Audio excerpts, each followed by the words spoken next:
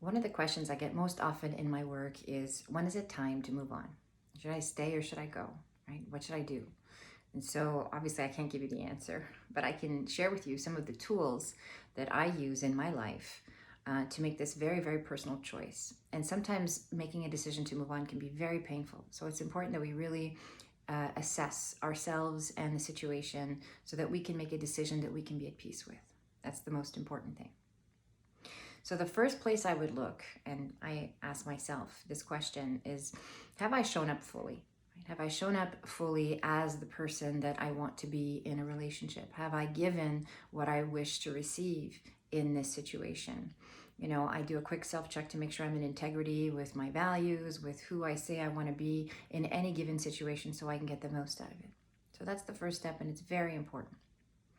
The second step of really assessing whether or not a relationship or any type of situation is good for me is, have I tried to get my needs met? So many of us are afraid to ask for what we want.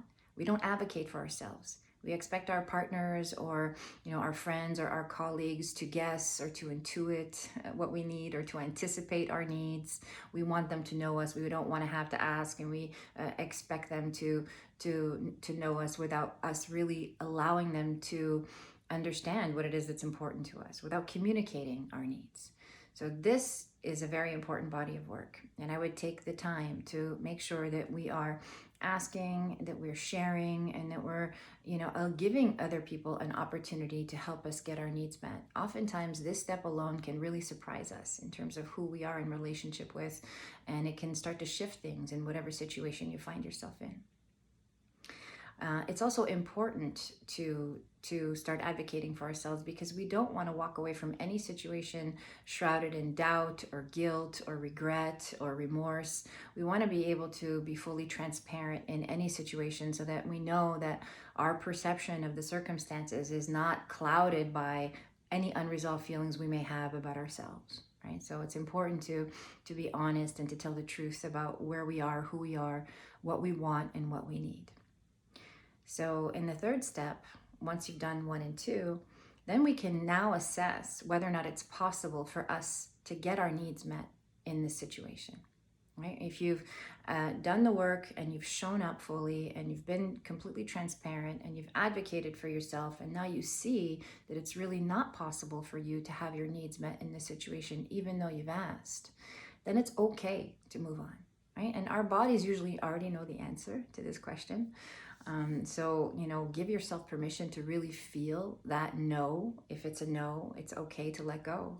And if you've done step 1, 2, and 3, and you're still a little bit confused, then I invite you to step out of your mind and into your body and really take some deep diaphragmatic breaths and just check in with yourself. If it's not a resounding yes, it's a no. And let that be your metrics. Let that be the new standard for your life. Obviously, relationships are complicated. Situations are complicated. There could be various circumstances involved. Moving on can mean so many things. But truth is simple.